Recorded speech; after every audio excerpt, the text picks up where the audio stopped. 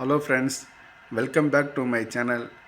இன்னைக்கு என்ன பார்க்க போகிறோன்னா, சரி தெம்ப எதனா செஞ்சு சாப்பிட்லாம் அப்படின்ட்டு எக் ஆம்லெட் கிரேவி பண்ண போகிறோம். அதாவது முட்டையை ஆம்லெட் போட்டு அதுக்கப்புறம் கிரேவி பண்ண போகிறோம். எல்லா முட்டையை வேக வச்சு இல்லை முட்டையை உடச்சி ஊற்றி தான் கிரேவி பண்ணுவாங்க. நம்ம ஆம்லெட் போட்டு செஞ்சு நல்லா சாப்பிடுவோம் தெம்பா. நீங்களும் இதேமாரி பார்த்து செஞ்சு சாப்பிடுங்க வீட்டில்.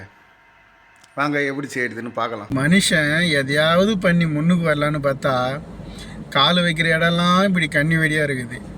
காலையிலே முட்டை குழம்பு வைக்கலான்னு ஆசையாக இருந்தேன். அதுக்குள்ளே வெங்காயம் கட் பண்ணும் போதே வேணாம் ஃபோன் பண்ணி ஏலேட்டுன்னு வந்துட்டாங்களா. ஸ்கூலுக்கு போயிட்டு அதுக்கப்புறம் திருப்பி இங்கே சலூனுக்கு இட்டுன்னு வந்துட்டாங்க. இப்போ இதை முடிச்சுட்டு டேரெக்டாக இங்கேருந்து திருப்பி ஸ்கூலுக்கு போகணும். அதை முடிச்சுட்டு திருப்பி நான் ரூமுக்கு வந்தேன்னா திருப்பி வேலை வருதானு தெரில. நறுக்கி வச்ச வெங்காயம் வர ஒரு பக்கம் காயுது. இன்றைக்கி எப்படி இருந்தாலும் அந்த குழம்பு வச்சுட்டு தான் வர வேலை பார்க்குறோம். சாரி ஃப்ரெண்ட்ஸ், ஒரு கையில் மொபைலு ஒரு கையில் முட்டை உடச்சி விட்ட முடியல. அதெல்லாம் முட்டை உடச்சி ஊற்றிட்டு அதிலேருந்து வீடியோ எடுக்கிறேன். இது முட்டை கலக்காமல் அப்படியே வானலில் கொஞ்சம் எண்ணெய் ஊற்றி கடுகு கொஞ்சம் ஜீரகம் போட்டு முட்டை உடச்சி ஊற்றி அப்படியே திருப்பி போட்டால் நல்லாயிருக்கும். முட்டை கலக்கினா அந்த எல்லோ கறிலாம் கலங்கிடும். அது கொஞ்சம் நல்லா இருக்காது. இது இப்படியே சாப்பிட இன்னும் கொஞ்சம் டேஸ்ட்டாக இருக்கும். அதனால தான் இப்படி ட்ரை பண்ணுறேன். முட்டை முன்ன பின்ன திருப்பி போட்டு அந்த மஞ்சக்கரெல்லாம் கொஞ்சம் வேக வச்சு எடுத்துட்டேன். முட்டை ஆம்லெட் போட்டு எடுத்து வச்சாச்சு. இப்போ அதே வானலில் கொஞ்சம் எண்ணெய் போட்டு எண்ணெய் காஞ்ச அப்புறம் கடுகு ஜீரகம் போட்டு பச்சை மிளகா வெங்காயம் தக்காளி போட்டு நல்லா வதக்கிட்டு இஞ்சி பூண்டு பேஸ்ட்டு போட்டு அதுக்கப்புறம் மசாலாலாம் போட்டுட்டு அந்த ஆம்லெட் போட்டு வச்ச முட்டையை போட்டால் குழம்பு ரெடி. பார்க்கலாம் இருங்க. அது எண்ணெய் காயட்டும். கடுகு ஜீரகம் கொஞ்சம் கடலப்பருப்பு போட்டு தாளிச்சிட்டு கடுகு வெடிஞ்ச அப்புறம் ஒரு 6 பச்சை மிளகா 4 பச்சை மிளகா கட் பண்ணி வச்சுருக்கிறேன். அதுக்கப்புறம் வெங்காயம்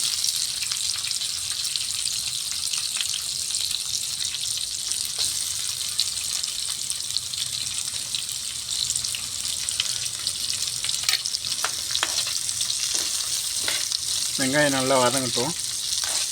கொஞ்சம் உப்பு போட்டால் வெங்காயம் கொஞ்சம் சீக்கிரம் வதங்கிடும்.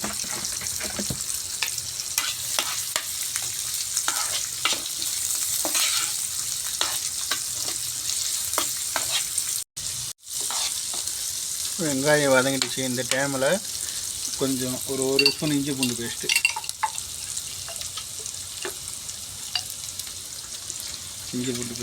ஒரு ஸ்பூன் போட்டு அதை ஒரு இப்படி கிண்டிட்டு அந்த இஞ்சி பூண்டோட பச்சை வாசனை போயிட்ட அப்புறம் கொஞ்சம் அப்படியே தக்காளி போட்டு வதக்கி மூடி வச்சிடலாம்.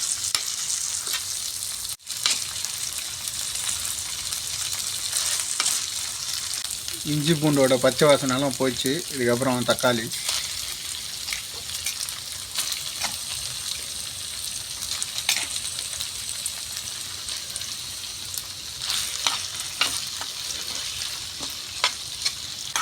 தக்காளி நல்லா வதங்கட்டும். மசிகிற அளவுக்கு மூடி விட்டுருலாம். முட்டையை இப்படி கட் பண்ணி வச்சுருக்கேன் பாருங்கள். போட்ட ஆம்லேட்டை இதுமாரி கட் பண்ணி வச்சிட்டா கொஞ்சம் நல்லாயிருக்கும்.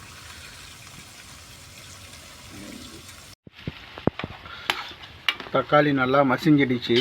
இந்த டைமில் மசாலாலாம் சேர்த்துக்கலாம்.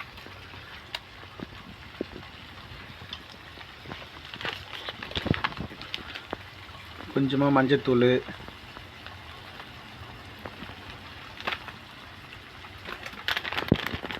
கொஞ்சமாக தனியாத்தூள். இது என்னென்னு பார்த்தா சாம்பார் பொடி கொஞ்சமாக,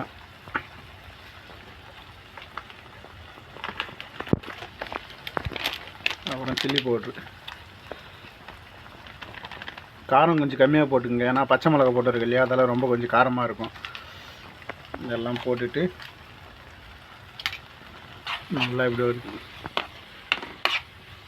பெரட்டி விட்டு அந்த மசாலாவோட பச்சை வாசனை போனதுக்கப்புறம் கொஞ்சோண்டு தண்ணி ஊற்றிக்கலாம்.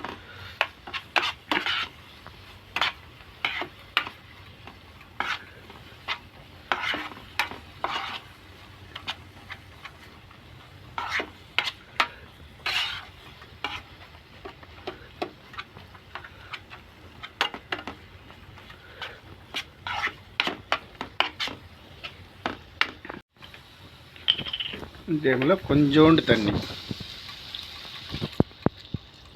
போதும். கொஞ்சோண்டு தண்ணி ஊற்றி மசாலாலாம் அப்படி கலந்து விட்டுட்டு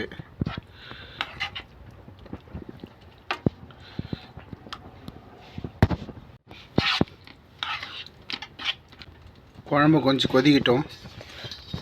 ரெடியாக மூடி விட்டுடலாம். இங்கே பத்தலை, அப்படியே இருக்கட்டும். குழம்பு கொதிக்குது. இந்த கிரேவி கொதிக்கிற வரைக்கும் தான். கொதிச்சிட்ட அப்புறம் முட்டை போட்டு கொஞ்ச நேரத்தில் இறக்கிடணும். ரெடி முட்டை ஆம்லெட் கிரேவி.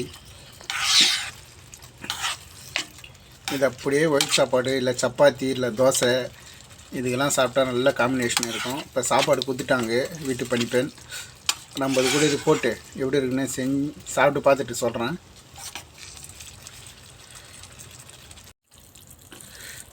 நம்ம கிரேவி ரெடி ஆகிடுத்து.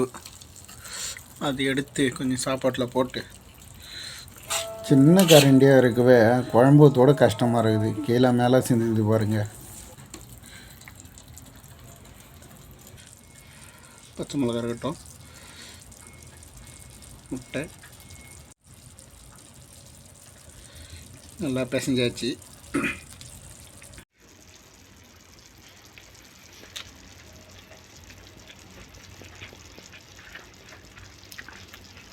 நல்ல ஒரு சுவை. ஆம்லெட்டும் இருக்குது, கிரேவியும் இருக்குது. இப்போ முட்டையை வச்சு ட்ரை பண்ணுவோம்.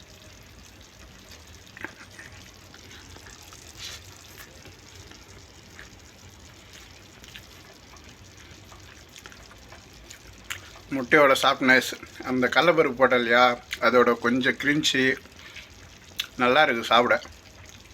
இது வீட்டில் லேடிஸ் தான் செய்யணும் இல்லை, மனைவியை விரும்புகிற ஹஸ்பண்ட் வந்து செஞ்சு கொடுக்கலாம் பொண்டாட்டிக்கு ஆசையாக. நல்லா தான் ஃப்ரெண்ட்ஸ் இருக்குது. நீங்களே வீட்டில் செஞ்சு சாப்பிடுங்க. இது நான் காலி பண்ணிட்டு வரேன். ஃபுல் கிரேவி அடித்து நாக் அவுட் பண்ணியாச்சு. வேறு லெவல். இந்த வீடியோ பிடிச்சிருந்தா லைக் பண்ணுங்கள். சமையலே செய்ய தெரியாதவங்க ஃப்ரெண்டுங்களுக்கு இந்த வீடியோ ஷேர் பண்ணுங்கள். மறக்காமல் வெளிநாட்டில் இருக்கிற விஷயம், இந்தமாரி சமையல் விஷயம்லாம் தெரிஞ்சுக்கணுன்னா ட்ராவல் வித் மிஸ்டர் டிரைவர் சேனலை சப்ஸ்கிரைப் பண்ணி சப்போர்ட் பண்ணுங்கள். பாய், தேங்க்யூ.